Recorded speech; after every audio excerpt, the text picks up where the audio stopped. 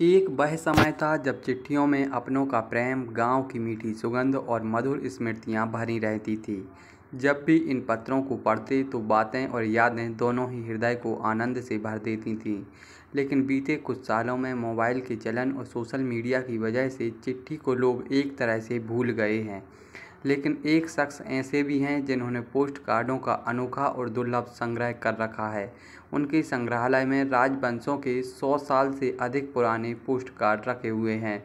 दरअसल सागर के अहमदनगर में रहने वाले दामोदर अग्निहोत्री को पुरानी संस्कृति से जुड़ी चीज़ों का संग्रह करने का गजब जुनून सवार है, जिसके लिए उन्होंने अपना पूरा जीवन समर्पित कर दिया है। और इसी शौक के चलते उन्होंने अपने बुंदेली म्यूजियम में दशकों पुराने पोस्ट कार्ड यानी डाक पत्रों को संग्रहित करके रखा है, जिन्हें को बुंदेलखंड में चिट्ठी भी कहा जाता है।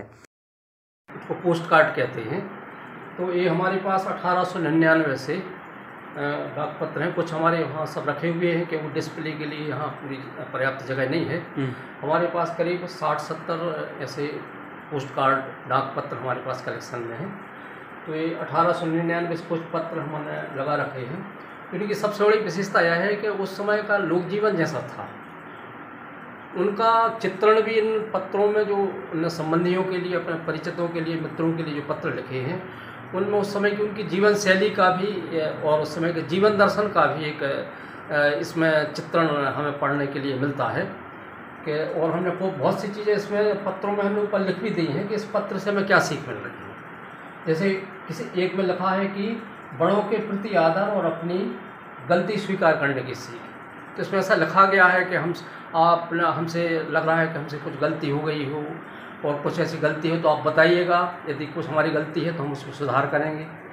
तो ऐसे विभिन्न पत्रों में जो है सामाजिक प्रेम और भाईचारे की सीख, प्रकृति प्रेम और संयुक्त परिवार परंपरा की सीख, तो ऐसे विविध प्रकार के पत्रों में, विभिन्न पत्रों में जो है इस तरह की हमें प्रेरक सीख भी इन पत्रों के माध्यम से मिल रही है। तो ये कलेक्शन भी आप यहाँ देख सकते हैं।